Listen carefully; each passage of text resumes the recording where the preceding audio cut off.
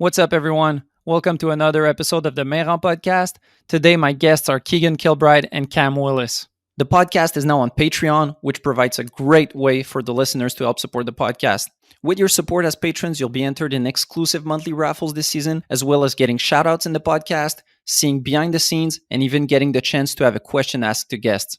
Your support helps out a ton, so check it out at patreon.com/the Mayrand podcast. So with that said, big shout out to Will Cameron, first patron on Patreon. Thanks for your support, bro.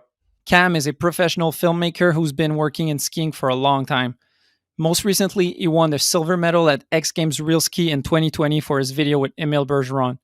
Keegan Kilbride is a pro skier you all know and love. He's been killing it for years with Level 1 and also has an X Games medal from Real Ski. For this episode, we talked about their 2021 passion project, Slim to None. Slim to None is a one-year movie project directed by Cam, starring Keegan and friends, where we see them ski backcountry, park, and urban all across the US. It was a great talk with them where we get to see what it takes to produce a ski film. Big thanks to this episode's sponsors, Access Board Shop and Planks Clothing. Let's go.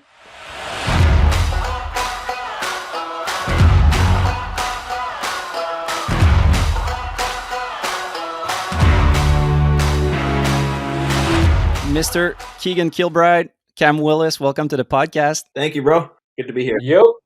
Stoked to have you on board. So it's the first episode I'm doing with two guys. We're going to talk about your new movie that you just released, Slim to None. Just to start off, what's your guys' reaction on having the film complete? Because it's a lot of time in production. It's a lot of time in the summer editing. How do you look back on it now that it's done? Feel relieved, big time. It was a big stress to see if we could do it. There was a bunch of road bumps throughout the season that made it seem like maybe we couldn't do it. You know, the pandemic being one of those. And then I got really busy this summer and had no time to edit. Keegan basically edited the first cut of the movie in a week. He came down to Brooklyn and did it. And so just by the time we got it to level 1, which we got it to the day before, it just felt really, really good. How is it for you as a filmmaker having to end out the editing to the skier?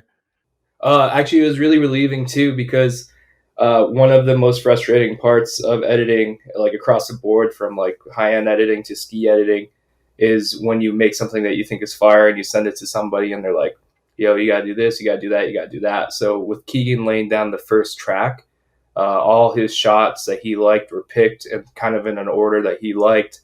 So therefore I could kind of focus on what I like to focus on, which is, actually making the story and making it all come together nicely. There's kind of that first draft that's done. And yeah, because when you're editing, I find a lot of it is time consuming to just pick out everything you filmed and trim it down. Exactly. It's a hard process. Yeah, it's the longest, most frustrating process. And, having Keegan being able to do that is extremely helpful and so sick. And how was it for you, Keegan, editing? Because I've seen everything you've done from the HG project and the level 1 stuff. Are you an editing guy? Or was it kind of a start off? Well, I always would edit all of my skiing. And when I edit it, it's I put the clips together and blast a couple slow motion things on there, and then I call it, in the past that's what I would do, and then I call it good, and I think it's fire, and I send it out, and then no one's hyped on it besides me. And they always got to go over it and make it look proper. But so I guess that was good. It was fun to work with Cam, right? I'd send him the cut and I'd be like, all right, Cam, word, it's done, we got that segment. He's like, dude, there's so much to do. And then he'd hammer it for a little bit, and then yeah, the second layers of color grading and the audio and all that stuff, I'm guessing. Yeah. Cam, you've been doing ski filming for a long time. Basically, your biggest project recently was getting an X Games medal with Émile Bergeron. Keegan, you've been filming with Level 1 for what, 4 years, 5 years? And last year you were coming off a knee injury, right? Yep. You come back from a knee injury and Level 1 doesn't exist anymore, and I'm guessing you want to get back at it. Where does the idea from the movie come?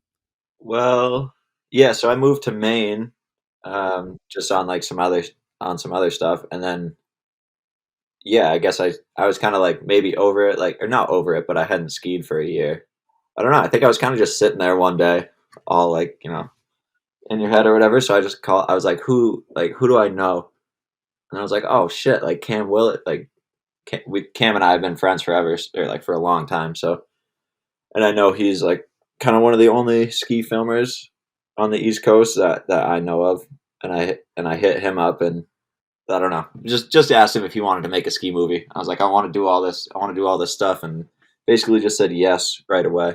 And then and Cam was kind of on the same thing. He was like, well, I think I was kind of done skiing, like filming skiing, but this sounds cool, so let's do it. And then he just took the reins. And was that a question for both of you, like going into the season not knowing if you'd still like produce some ski content? I think so. Yeah. I mean, I knew I was going to still ski, but Yeah, I was for sure out. I was done. I yeah, think Cam was for sure done. I was pretty much in my head, like, unless Keegan wants to do a project, which is really hilarious that he called me. I was pretty much just like, I'm done, because like just so much work in the past has gone into stuff, and frustrations with modern day shit. I was like, I'm out. And then Keegan called, and I was like, well, this is like actually probably the only opportunity to do something how I want to do it, so let's do it. but yeah, Keegan, it surprises me that you were wondering of stopping, because it seems like you've been on a never-ending rise since you won the Super Unknown, and even before then, and you've been putting together a lot of good stuff. Where does that question come from? Is it because you've had a lot of gnarly injuries? Like, No, not because of that. no, not injuries. No, those are fine. But no, like I said, I would always like still ski. It was just kind of like if someone wants to film it, that's cool. If not, I'll still probably do the same shit. It's just if it's on camera or not. Is it something to do with sponsors? Because we don't have to get in that much detail, but that's something that I always have in mind seeing you, because you're like one of the best in the world and people love seeing you. And I see you as kind of a new generation Clayton or Sean Jordan that in their days they were in like energy drinks and all that stuff. And I see you. And one of my questions was like, how hard was it to fund that project? And maybe that's something behind it of like, how hard is it for a skier like you that people love and have seen in level one? But what's the situation for someone in 2021 trying to get paid skiing? Yeah, I guess. Yeah, you can't like ignore that. That was definitely like part of it. I guess like I got so many other things going on, that I wasn't about to just like shell out 10. You're like, a normal person can't just like go on vacation and go skiing for 3 months, like people with jobs and stuff. And that's like basically, it's not a vacation. We're working very hard, but in terms of just leaving and going skiing for a while. So yeah, the money thing, that was definitely a part of it. But Cam is very good at promotion, I guess. Like within the first week of that initial phone call, he had this pitch deck cooked up that was looking proper, and I was like, "Oh shit! Like, bro, we're doing this, huh?" Like that was kind of just a crazy idea that I had, Cam. Like, and then now he's sending this pitch deck all over the place, and it's like, damn, now we're doing it. So yeah, that's what happens when you pitch an idea to someone who's organized. you're right. Then a week later, there's a pitch deck and there's emails going off, and you're like, okay, well, it's starting. Yeah, exactly. What was that first pitch deck looking like, Cam? Did you already have a specific concept in mind, or it was just something broad of like, we want to make a movie? It was pretty specific, but like, so I mean, essentially, what I've learned from the commercial side of things is that you need to have some kind of shit on paper, right? Mm-hmm. So I was like, I've struggled with getting money for skiing my entire career, and I was like, this has to be the only way. Like, you just put together something. And I think, regardless of the art project that you're working on, you create a pitch deck, and even the final project is probably never going to look like the pitch deck, or it might resemble it, but like, yeah, there's just things that happen, right? But Keegan had this idea of how he wanted to form this movie. And so therefore I pretty much just put it on paper using the templates that I've created throughout my career. And we actually made out a pretty banger pitch deck. And the movie's not far off from the pitch deck. But I guess we were able to do like half of half of what we wanted to do with the movie. And then the other half we were limited to because we were supposed to go to Michigan, I think, and then we were supposed to go to Quebec. But because of COVID, both those trips fell through. So it just turned into a Keegan street segment because that's pretty much all we had with last year's workings, because like we couldn't get up to Quebec and we couldn't get out to the Midwest. So we just did Maine and then a last minute trip to Colorado to save it. And then we made the movie. So the pitch deck just helped us get the shit on paper so people could see what we were trying to do. And at the end, you know, you got some to none. So. And now it's time for a first sponsor break. Axis Board Shop is a sponsor of the podcast once again, and I'm stoked to have them. They support dope athletes, they sponsor video projects, and they put together the best events. They've been in business for close to 20 years, and they're still passionate about everything skiing and snowboarding. Whatever you may need this season, they've got it. Skis, boots, bindings, clothing, outerwear, you name it. So if you're in Quebec, go check out their shop in Saint-Sauveur. If not, check them out online at axisboutique.com. Support companies that support skiing. Support Axis Board Shop. But that's always how it goes with skiing, where you have to offer something that's clear. Because if you want someone's money, then just you need to show what you want to give out. But then, as you said, with COVID, with the snow, with injuries, maybe it's so hard to actually put out what you wanted to put out. So there's always that asterisk of saying that's what we hope to do, but there's no guarantee.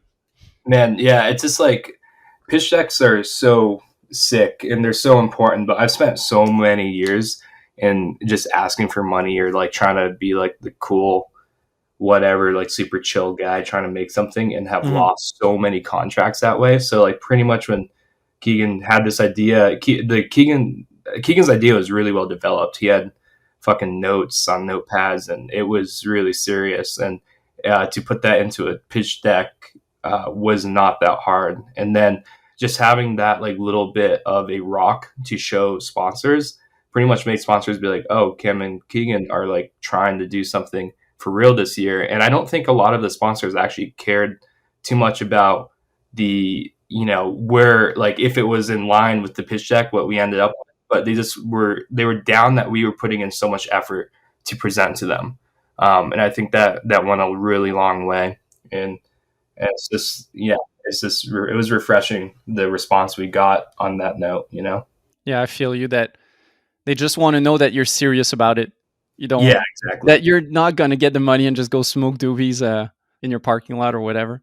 Exactly. And in the past, man, also, I've always asked for money after the fact or too late. Now, like, I'm like 10 plus years in this probably. And I just realized like 2 years ago, when the budgeting for ski companies happen, right?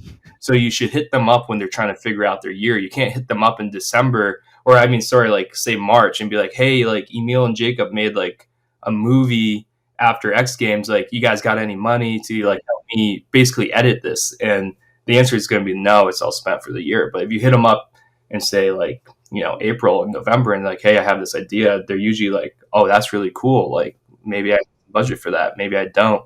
And, you know, probably 70% is going to come back and say they don't, but you know, the other bit will, and that will help you kind of do something.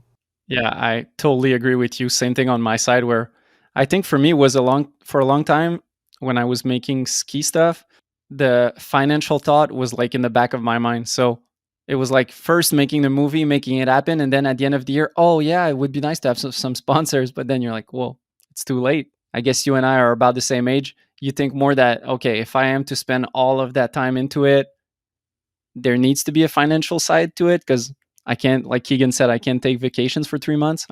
There needs to be something. So then you're like, okay, first thing, let's make sure that there's some money into it, and then let's get to work. Yeah, exactly. And I think that was a big lesson about this year. Is like, I mean, Keegan and I were able to raise like a decent bit, but it covered a quarter of what it costs to by the end of it.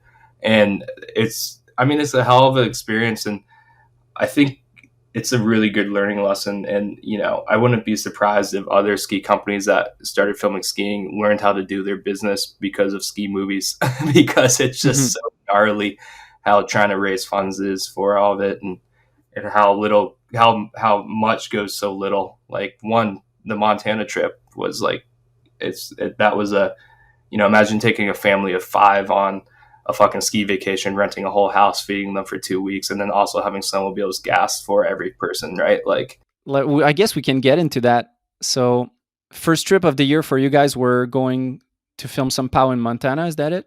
Yep. How financially consuming, or like, what's a good wording? How much does it cost to go out on the POW trip? Because I've never been on one, and just when I see you guys with the pickup and the pickup, the trailer, the sled, I'm guessing there's lodging involved. How Yeah. much are we looking at? We actually kind of crushed. I mean, it's expensive. It's expensive for sure. Like, and Montana's sick, dude. I found this lady up there in this town in Cook City in Montana, and she just like, we rented this place, and she didn't care at all. Like, she just let us stay there, and then she'd like check in a week later and be like, "Hey, you gonna still kind of hang out for a little bit?" I was like, "Yeah, I think we're gonna be here for another week." And then I just gave her some cash at the end of it, and then we were out of there. So, but I mean, it's still, yeah, like $3,000 for a couple weeks in that condo or whatever, that cabin. Yeah, I feel like such a big part of funding ski projects is having friends in different areas so that you can travel, but like kind of sleep on a sofa and not have to pay a motel fees or whatever. Yeah, we knew that kind of going into it too, though. We were like, this is the one, because I think Cam too. We're so used to doing street trips where, like, yeah, I can go to Minnesota and sleep on Patty's couch or Seamus's, the Flanagan couch or something like that, and just like, I can have $500 in my pocket and go make a segment in Minnesota or something. Mm-hmm. But Cam and I don't know what we're doing at all in Montana, so we kind of knew like that was going to be the big one, like that we need our funds up for that. Let's go back to the start. How did you guys decide that you wanted to film POW? Because you're both known for filming street and park stuff. You're not known for filming POW. So how did you decide POW and then Cook City and then, like, I guess everything from there? Well, Benny Smith has been a long time friend of mine. We kind of grew up skiing together, and I think that was probably the start of it in my head, at least, because he's been trying to get me in the backcountry for years now, like years. I took Benny on a street trip one time for like some level 1 movie. I think he hit one spot and then flew home because he was over it, and then just went straight to I don't know, some big mountain skiing shit with level 1, and he's just been trying to get me out there forever. So then finally I kind of told him I was doing this movie and I wanted him to ski, and he was like, "All right, man, well, come to Montana." And Benny like picked the dates and everything, and then Dark is like close by. Chris Logan lives in Montana, so he's a good buddy too, and it kind of all just like worked out. I've obviously, like, who doesn't want to ski good snow and like snowmobile around all day? So, but they were both kind of just like, "Dude, yeah, I mean, Keegan, if you're coming out, like, let's get it." Like, we, because they've both just been harassing me to come ski backcountry for a while. So then when you come back to them and you say, "Okay, I'm in," then they have no choice. You're like, "Okay, right, it's yeah, on." yeah, because exactly, we just been kind of talking shit with each other, like yeah, I'm always saying like, "Oh, I'll come out there and burn you guys," and like shit like that. Just just messing with them and stuff, and they know. So I think they were both kind of excited to prove me wrong out there.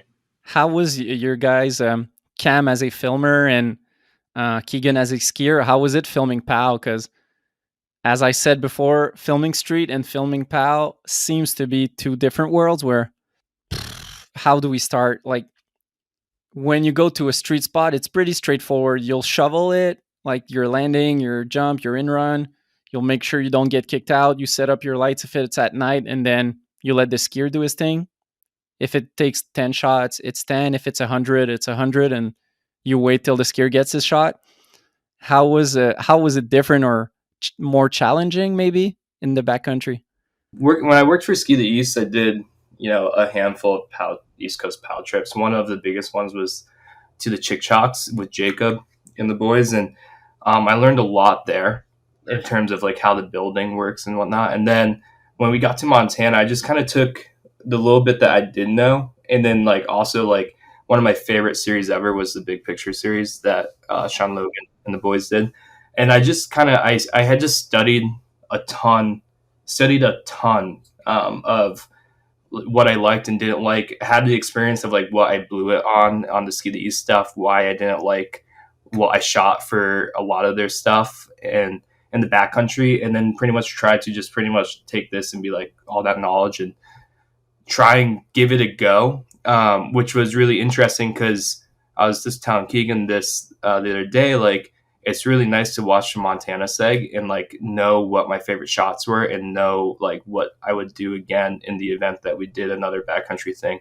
So I think like, just like I didn't know what I was getting into with that stuff, but I just prepared myself as much as I could because I've gone on long skinning trips with Ski the East where I come back, I'm just like, everything looks terrible. And like, it's so hard. So like, you go, so in Montana, I just like pretty much did everything I could to like know that you have to put in the effort to walk, through the fucking snow up a mountain face to get there. You can't just like half-ass it and like stick a long lens on it because it's going to look flat. Like you need to like, you got to work your ass off out there. I don't know. I think I might pick filming backcountry over street skiing after the Montana trip any day. But mostly that's because of the sled. The sled is the sickest thing.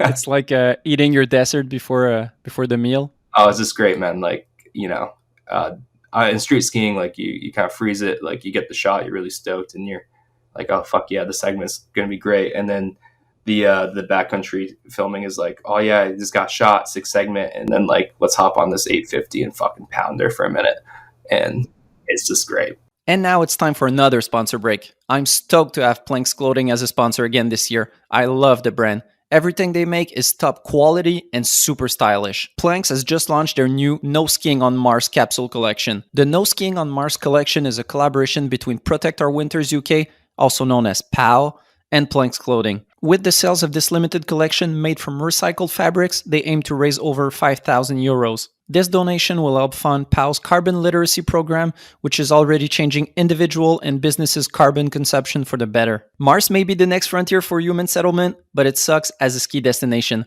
Our Earth is amazing and we must help protect it. No Skiing on Mars is available to shop now at planksclothing.com.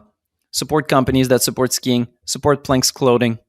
But it surprises me that you say that because to me, maybe it's because it's the only thing that I know, but street skiing is like, maybe it's because it's known territories for me because you know what you're getting into versus backcountry seems like as much as in the streets, you don't know if you'll get a shot. In the backcountry, it seems like a roll of the dice. Will the snow be shit? Will there be too much, like, I don't know, fog or clouds? It seems like that much more hard to get a shot than in the streets. Dude, we had no idea what we were getting into. Yeah, not a clue, man. I didn't think we had a segment when we left Montana. I knew we had something, and it turns out we probably had 2 segments if you really wanted to squeeze it, So it was pretty impressive. And I think we got really lucky. Like, we hit it somehow, like, right on the money, it seemed like.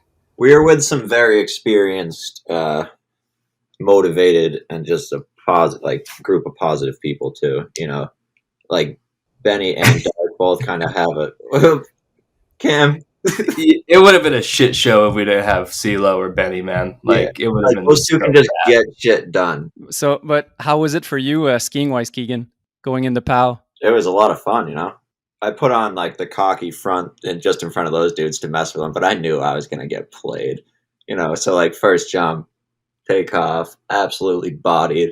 But I think we were starting to figure it out. But I definitely got like mangled like 3rd day in, or like 3rd or 4th day in. Yeah, just like crunched my ribs, broke a couple ribs, and like tore all the muscles in my abdomen and stuff. So like the broken bones is like something, you definitely got to like take it easy with those. But I never experienced the torn muscles in an abdomen, and that shit is like you can't just like tough. You can't just like tough that out. Like you can't move without those. So broken rib, you can't do anything, right? You just have to sit it out. Right. And if you do, then you like kind of run the risk of puncturing the organs, which isn't good. No good. No, that's no good, especially when you're deep in the middle of nowhere, Montana. Yeah, because first time watching the movie, it starts and there's Benny Smith bangers and bangers and bangers and bangers, and then after a minute 30, I'm like, well, where's Keegan? So there was a big part in that with breaking your ribs, like not getting as much shot as you wanted. Yeah, I mean, kind of sounds like a cop out now. Benny would have had No, I know he would have, but I was just like waiting for you. And then when your shot starts, I'm like, okay, maybe. My first thought was maybe the POW experience wasn't successful, but then if you tell me you broke your ribs, then that's just bad luck. yeah, I think just kind of bad luck. But honestly, I had just as much fun. Like I had to stay in for a few days just because I couldn't move. Um, but then after that, I would kind of just like hop on the sled and grandma style it out there and like help film or whatever I could do. Cook a hot dog here and there. And, just being out there and hanging out was so much fun. So, and whatever shots I did get, I was hyped on them. Almost like you said, Cam, having footage for 2 segments, all the shots that ended up in the movie are bangers, or they're A+ shots. Yeah, it's kind of crazy, man, because we did that Patreon thing, right, where we would release BTS videos, and I sent sure, like the Montana seg that was on Patreon in March. It had a few teased A shots, but most of them were B shots, right? And I sent that to AJ, and AJ was like, "Bro, what do you mean those are B shots?" And I was like, "All right, sweet, that makes me feel good." Because also like that thing of not filming backcountry before, like I wasn't too sure what we had, Mhm. and it's not till it all came together at the end where I was like, "Yep, like everybody crushed that trip and everybody got bangers." But I wasn't terribly sure if I was feeling that way during or after the trip. I was just kind of like, "Wow, fucking, that was crazy." So it was just a big learning experience on like what's going on. Was that something that um, made you anxious? Oh, Because for I know sure. that on my side, when I film a segment, I'm always counting because I know that there's a minimum. I know that we went in there to create something. So it's like, okay, well, let's say we need 15. Okay, now we have 7. And then the anxiety comes down because you're getting there slowly. Yeah, that's interesting to bring up. Yeah, for sure, man. And I think that's something I'm trying to work on. I think during Real Ski with Emile, I was really anxious and constantly counting. I think with Slim to None, I was doing the same thing. And if we end up doing another project, I think that's something I'm going to try and not do. And I think I'm going to try and be like, we're just out here doing this thing, and then make a project out of it. And obviously, like you got to plan and come up with some shit. But like in terms of that anxiety of not feeling like you might not be getting what you need, I'm going to try really hard to like get that out of my head when it comes to ski films, because at the end of the day, it doesn't matter, man. Like you're like it's not like you got a ton of money on the line. It's not like you got anything on the line besides of just like filming some cool shit that you could show your kids someday. So Yeah. I think that's something I want to work on big time moving forward. Because as you said, on the financial side and all that stuff, 99% of the pressure is just what you put on yourself to produce what you want to produce. Because at the end of the day, that's the only thing that really stays. Like people don't know if you missed a shot, or if like looking at it right now, the most satisfying thing must be just you guys watching it more than anything. Yeah, for sure. Yep. Turns out that's why we made it. I just realized. I just watched it again last night for the first time in like a month or whatever, like from the premiere. It barely even watched at the premiere, I guess. But I showed it to my friend last night because I knew we were going to do this thing. And I was sitting there and I just watched like the first backcountry, like the first segment. And that went through and I kind of like paused it. And she was like, wow, that was beautiful. And then I was like all emotional and shit, like had like chills in my body. And I just like shut it down. And I was like, well, that's You didn't want to go on to the park shoot seg? no, I was done, bro. Like I was like had the chills, and obviously because that's like a more personal thing. Like I was there and stuff like that, but just like it kind of made you like feel good. What's your, maybe a question for you both? What's your favorite shot in the BC segment? I think for me, there's Benny has a couple of sick shots. He has a cliff where he does a big 180 drop, and then also he has a huge switch 9 blunt. Cam, what's your favorite? Oh man, it's so, you guys probably think it's silly, but it's hands down the double drop from CeeLo where he's just fucking flying and snow's flying everywhere. And I think it might have been CeeLo's like first or second shot of the whole trip because it was like day 2. But dude, it looks so fun, and just how he flows and that filming too. That shot looks so good. Yeah, it was just everything for me. That is one of the shots on my list. That's just like, that's a shot that is good. What's yours, Keegan? Dark's Ender is or Chris Logan's Ender is definitely I think that's like one of the coolest. Maybe there's got to be like some bias in there, but I think that's cool. Like one of the coolest big mountain backcountry clips or whatever that I've ever seen. I'm glad you say that, bro. But yeah, his Cork 7 japs are like all time. Dude. Yeah, I remember when we got that shot. That was wild because I remember saying to his girl at the end, Caitlin, being like, I think that was like this like one of the best shots of my career, hands down. And it was so fucking cheesy to say that, but it still feels that way. And the best part about that is like, I think that was the day after Keegan really hurt his ribs. So like, we weren't even sure if we were going to go out, and we kind of hit the bar before that. And then we went out that day, and CeeLo, he stacked like 4 clips in like 2 hours. Yeah, I wasn't on the mountain, Benny, or like I had just gotten back from Bozeman, from the hospital in Bozeman, and I finally just gotten back to cook, and I was like laying on the couch, and you guys come in all cold or whatever, and show me these clips. I was like, what the fuck? It was insane. Half the movie, like probably a quarter of the movie, was that day. Like it was insane. It was just like, because CeeLo and Berman stacked probably like 6 shots like within the first 2 hours of getting out, and then Benny came and found us, and then Benny was super hungry, and Benny went and got like 4 clips that afternoon, and it was just like, that was like one of those days I was just like, wow. How does it work for different guys getting different shots in the backcountry versus street? Let's say where these days it's mostly you go to one spot and you have a trick in mind for one skier, and then when he gets it, you move on to another one. Does it work like that where each one scopes a cliff or a spot and you move on when everyone has his shots? It seems like it's pretty dependent on the spot and location. Like a few of the booters we had mega sessions on. Some of the shots, like, everybody would ski it. One person would get a clip and they'd realize the landing was blowing out, so we'd move on. And some spots were super specific, and kind of like that day, like where we stacked all the clips, it was like pretty specific. Benny knew what he wanted, CeeLo knew what he wanted, and Chili knew what he wanted, and it just got done. And it's a team effort, right? There's something that we kind of skipped, or there's something you touched on quickly that I'm curious for you guys to tell me about. You guys made maybe the first ski movie that's like funded through Patreon. Where did the Patreon ID come from, and how did it work for you guys? Patreon idea came from my buddy Freddie, and we were kind of just like sitting there joking around. Freddie told me I should do it on OnlyFans, and then I was like, "Yo, bro, maybe I will." Like, then he found that. Then he told me about Patreon. I was like, "Oh, that looks pretty good." Turns out there's like a whole bunch of controversy around it, but we did it.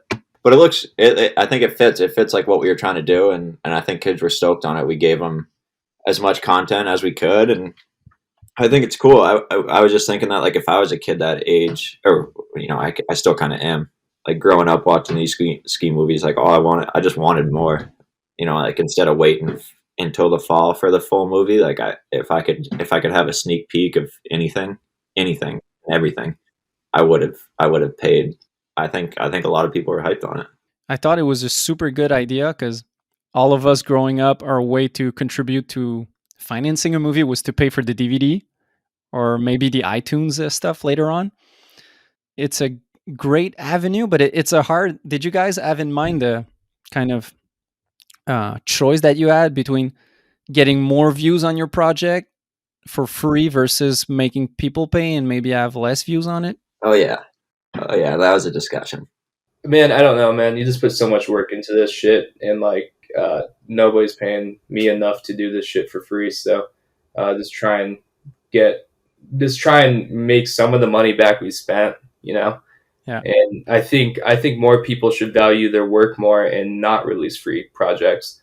And I understand that some people get the funding from their sponsors to where, you know, they don't need to charge, and that's kind of a sweet deal for a sponsor because they're backing content. It works out for a lot of people, but for us, that's not the case. And people pay a lot of money to buy a photograph, right? People pay a lot of money to, you know, buy a lot of shit. You can pay to see our film if you want. It's $10. Like, that's essentially going to the bar and buying us a beer, you know.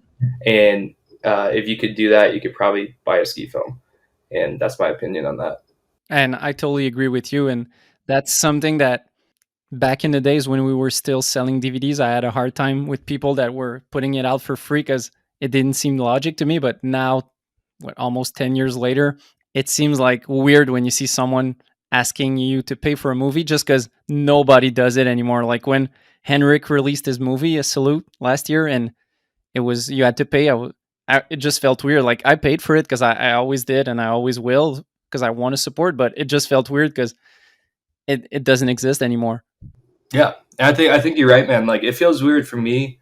It took me a long time to like swallow the pill of paying for a film.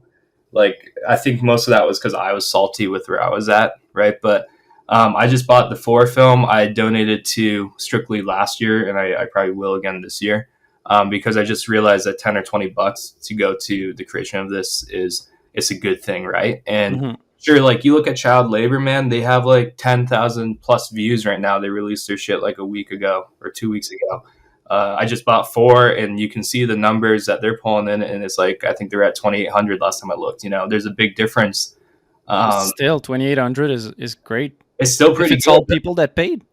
Yeah, right. It's pretty fucking awesome, right? So, like, I just think like I would be an advocate for everybody making a film to sell it for $5, $10. It's literally a PBR tall boy, you know.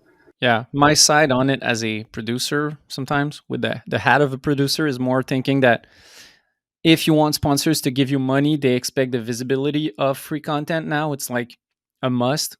It's cool that you guys managed to get sponsors and also put it on sale. You definitely got to offer the sponsors an offering, right? And like for us, that is offering photos and exclusive Instagram posts. Because at the end of the day, like it seems like in skiing, nobody fucking cares about shit beyond Instagram, right? It's all about giving them the raw footage. Yeah. So like most of our contracts are like, hey, like, you know, unless they like, I mean, it's very specific. Like if they ask for something, great, we're going to give it to them. But we tried to make it as easy as our end as possible. Right. And therefore that is like, we're going to take photos. We're there with cameras anyways. And we can provide you, you know, Instagram videos that are product specific. And that also works for us because that's promotion for our movie. Right. And like, listen, man, like we're like the, what is spent on a movie versus made on a movie and sales, like we're not making money, bro. But like at least we're making some of that money back, and it doesn't feel like we just put it online and, you know, whatever. Yeah. If you want to see it, you know, either buy it or buy it with a homie and watch it, you know. It's just that simple. As you said, for the beer comparison, when you start thinking of like a Big Mac or a beer, you're just like, hey, skip the Big Mac this weekend and help out the homies. Yeah, exactly. I mean, how many times do you buy a beer for your buddy at the bar? You know, like it's not terrible. If we were asking $30-$40 for it, yeah, then that's like a little different. But then I remember on my side growing up in the days where it was that, I think they were selling it for 20-30 in ski shops. And that was just like, well, that's what it's worth.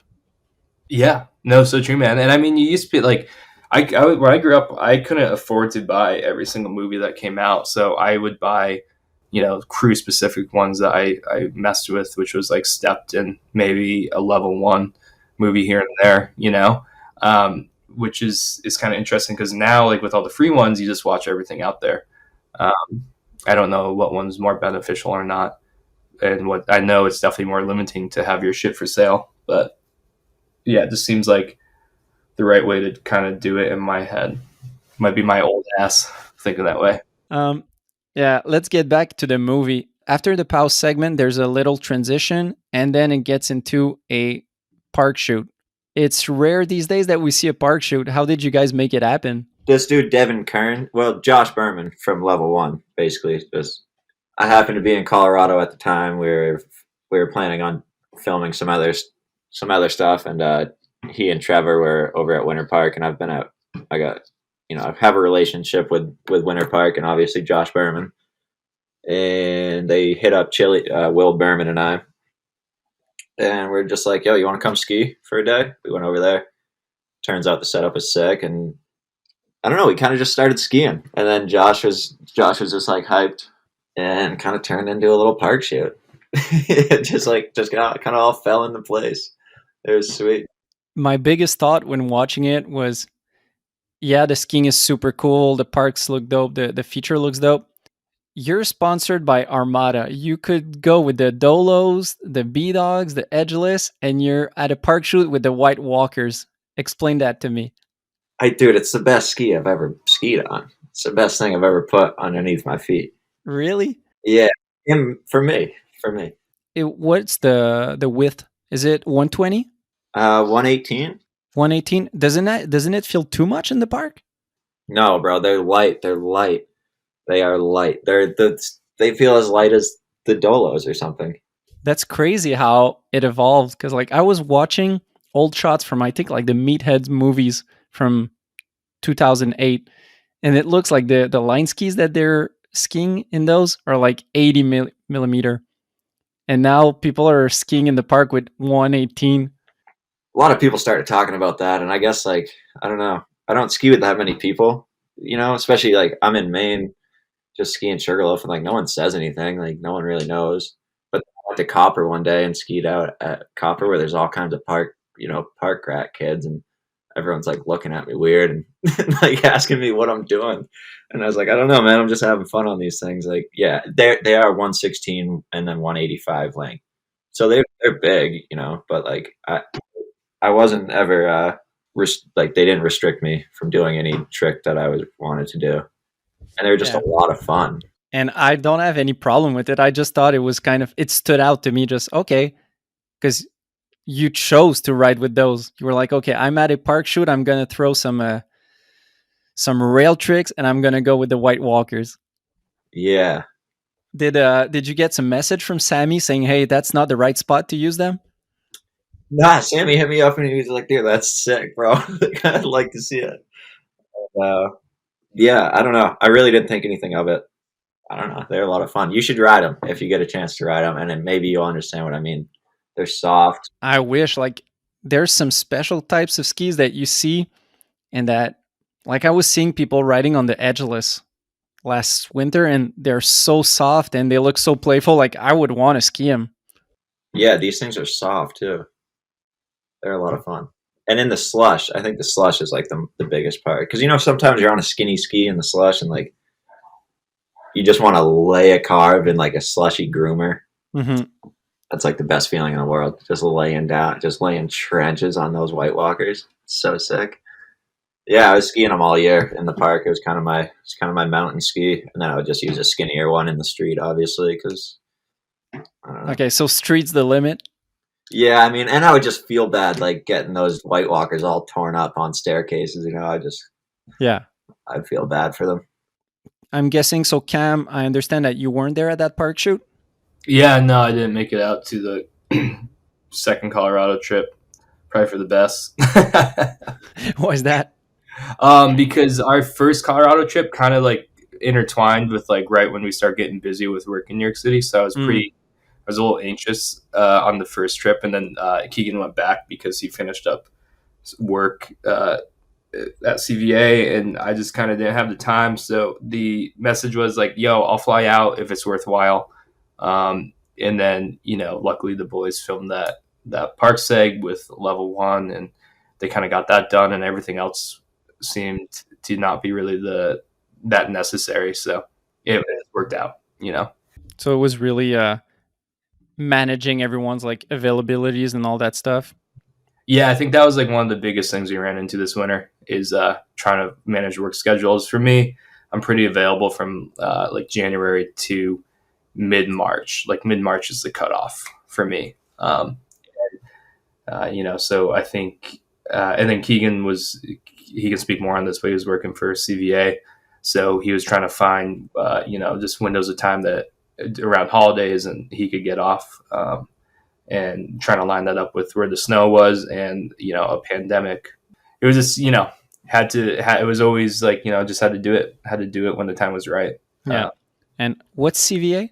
That's a ski academy up in northern Maine that I help out coaching for a couple months in the winter. It's called Carrasset Valley Academy. Dope. So I'll take these kids to it's like just high school, 14 or 13 to 18 or whatever. Take them to competitions here and there. Ski with them at Sugarloaf.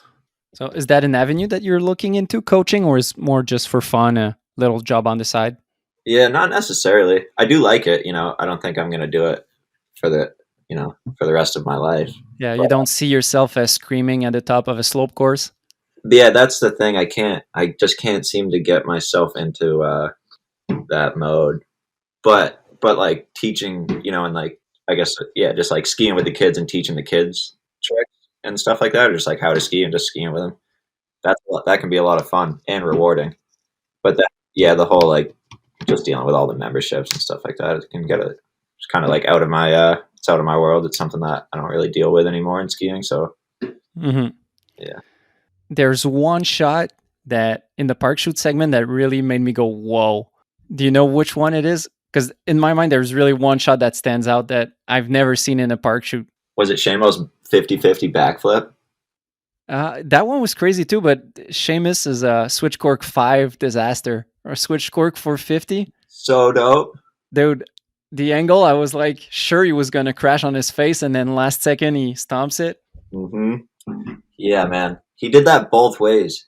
Really? Yeah, crazy. But I don't think he landed the other way. But like he had been doing it. I don't know if you've ever met Seamus. No. But he's a character, and the way he thinks is very, very different.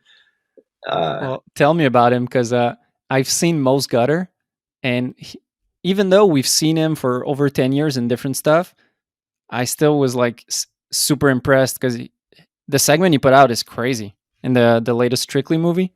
Yeah, I've heard it's really good. I hadn't seen it yet, but he's just all over the place, man. He's hilarious, and so he's just going in. And like you were saying, I saw that switch 4 from the bottom. I was like, holy shit, Shamo, that was crazy. And then I swear, like 2 or 3 laps later, I'm down at the bottom, and I saw it again. I was like, yo, was that to the right or to the left? He's like, that one was to the right. It's like, he's like, yeah, I couldn't decide, so I just figured I'd land one of them. I was like, damn. I don't know. He's funny. 8 spliffs deep. You just can't decide which way to spin. And then after the park shoot, we get into kind of how would you define that segment? Because I feel like it's kind of a 2-parter. You have kind of an intro where there's Will Berman and a bit of other people, and then it kind of cuts off, and then it's your segment. What was the thinking behind that? That was interesting, man. I think I was really kind of surprised by like even the feedback we got on that, as like I think new schoolers and people said that it was kind of like you said, a 2-part ski segment. In our heads, that the daytime seg was that was an interlude, kind of made of clips that, I mean, sure, there was some hammers in there, but we kind of were like, these are B clips, and there's a few clips that we want to play, but it's not going to go in the night segment. So how do we play this? And it was like, oh, let's make an interlude, and throw this kind of like funky beat behind it that just is fun. And that was kind of the vision there. And then the reaction has been, that it's kind of like a 2-part segment. So yeah, it's like a little, it's kind of wild, the vision there, how that played out. In that interlude segment, there's one of my favorite lip-on back twos I've ever seen in my life. And that's pretty much why that segment is there, because that dude, the rail is super dope. Keegan does it like no arm flailing, just smooth all the way. Man, that lip-on back two, was that kind of part of the contract with the Arsenic sponsorship? Yeah, that was for Dan, certainly. Yeah, that was a fun spot. That rail was crazy though. You can't really see, and obviously it's not like the craziest trick, you know. I don't care. I wouldn't need more. Just Or a perfect lip on back two like that, where you kind of you do the spin before you leave the rail, kind of, but your feet are still on the rail, and then they just catch up to you. That dude, that's perfection. thank you. That's a big thing that I wanted to talk to you guys about. Is that as I got older, there's some stuff that's not fun when you film skiing that I didn't want to do anymore, and one of that was filming at night. Like I always found filming at night to be such a struggle with the lights and the generator and staying up late. And you guys have a whole segment that's filmed at night. Why? That's the best part. I love skiing at night.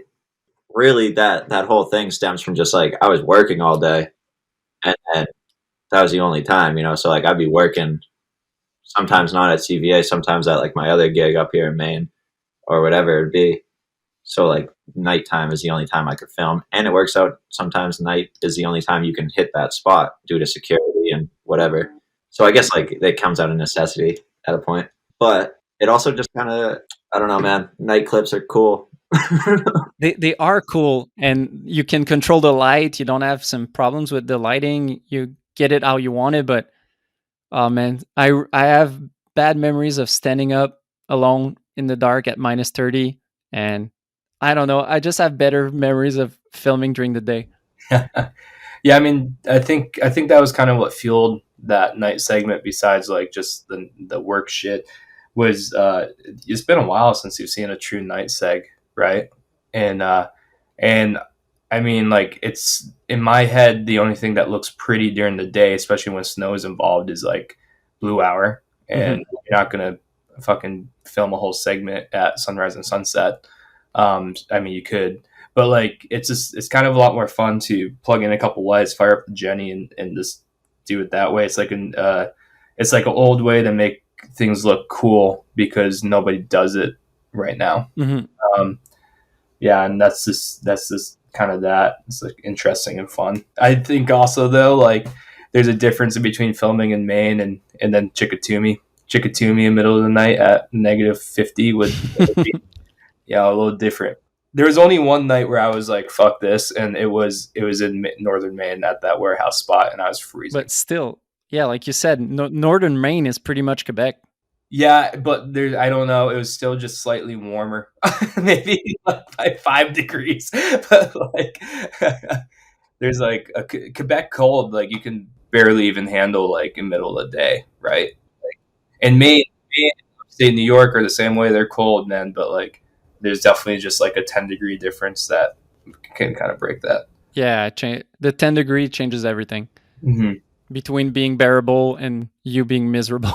Yeah, straight up, man. And we did have that one. The wind is a big aspect too, like but that warehouse clip was like lighting. We worked our ass off to try and light that big ass spot, and then on top of that we had wind, and it was just really cold. I remember when Keegan got the clip. Usually I wanted to shoot a bunch of B-roll and stuff, and I was just kind of like, yo, let's pack this up right now. We're out. Which spot was that? The warehouse, the big warehouse lip slide. Where it does a gap to rail? I think it's the cover of the thing. Yeah. Yeah, it's a DVD cover. Yeah, that shot is so dope. Big gap. You jump onto something and then you jump onto the rail, but when you slide the rail, there's like a ton of how do you call that? Spark. Yeah, there's a ton of sparks. I think that just looks so cool. Yeah, northern Maine's got a lot of rust. Sparks fly. What was your game plan going on to film a segment? Because getting all those shots requires some time. And did you guys film like one spot at a time all winter long, or was it kind of some small trips? Bit of both, I guess. Like we did 2 Maine trips and then 1 Colorado trip, right? So mostly big trips, I guess. The Maine trip was meant to be like a week-long thing. Keegan had to get some staples in his dome, so I took off in the middle of that one and came back, and I think we got a couple more clips. But the goal was to always try and like essentially fit it in week-long windows to get stuff done. because that was kind of just like the time restrictions that we had. Right. Because if I was coming up after Keegan was working every day and he was dealing with work stuff, then my time was like, what am I doing? So it was just best to be like, all right, we're going to focus super hard for a week, 2 weeks, and get it done. And that was kind of our approach. And there was a few things that led to, a few random clips here and there, but that was mostly the approach. You both have filmed a lot of street, so I'm guessing you know what you want to film, or you know what should be filmed or shouldn't be filmed. What was your approach? Because there's a lot of super cool spots that are different, or that you hit in a different way, that are really original in the street skiing scene. Were you guys kind of scoping last summer? Did you have spots in mind, or was it just driving around last winter? For the Maine, I've just never filmed. I grew up here and I've lived here in Maine. So, and I've never been able to like really, really shoot skiing here. So I definitely had a list in my head, and there's still 15 or so like spots that I'd like to hit, but I never really had the chance, because if I'm filming with Level 1, I was living in Colorado and we're not about to drive to Maine to ski, even though we'd go to wild places, but you know what I mean? Like, so we were here and I was just like, we got to do this. You'll go to Russia before going to Maine. I know, right when I said that, that's what was in my mind. I was like, that doesn't make any sense. Yeah, I don't know. It's harder to convince people to go to like Lewiston, Maine, than it is to like Moscow, I guess. But yeah, there's some crazy spots. There's a couple ones that I recognize from some stepped movies. Yep. Like that big two kink where you did a transfer, and also that wooden rail where you rail to wall ride. Yeah, the Shea Flynn tribute. Yeah. Yep. Yeah, those are classic Maine spots, and no one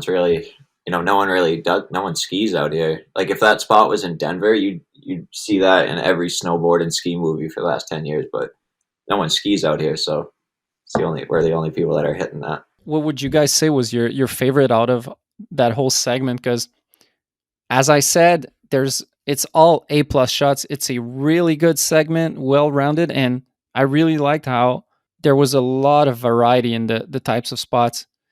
I think mine would maybe be the flat rail that you do a 270 out gapping, there's a two kink in the way, and as a closeout, and you just jump over it. Man, actually, yeah, interesting question, bro. It's I think my favorite one, like, and it's not because of how it's filmed, but it is the was it Sunday River rail, the wooden rail to switch to. Oh man, that one is so dope. Dude, I just think it's like, in terms of like, it's just like how it's placed in the segment. It's like, it's like it's like a really heavy trick, and how we filmed it. It doesn't play like that. And it's kind of like just one of those sneak attack shots that you're like, wait, what? Switch lip tail under two to switch 50-50. I've never seen that I don't think I've ever seen that, period. That's like one of my favorite shots. It's mostly because of how we played it. And then I also really, really like the opening back four. Cam, do you remember that night at Sunday River? This is like a funny, just thinking about that shot, I think more about that, like that night. So there's handrails at a ski mountain, Sunday River, and we go over there at night, and there's like a security something. So we had to like we had like an hour and a half to kill before we could actually hit this thing. So we go to the restaurant, and I don't know, this memory of my friend Cody and I sitting down at this restaurant, and we were just sitting there. We're just sitting there, like literally, like doing nothing. This bar has 8 people in it, and there's like all of a sudden these like 3 girls pull Cody aside and pretty much buy him around the shots. And we're kind of like, what the fuck, man? And then they obviously like wanted to hang out with fucking Cody, and then we were just like, well, all right, see you later. And then Cody spent the entire night being fucking so fired up on this, and we just kind of had to make him run their winch. But yeah. it was pretty comical, like the whole situation. It was just like, okay, so he basically had the options between chilling with girls and operating the winch, and he had to be a good friend.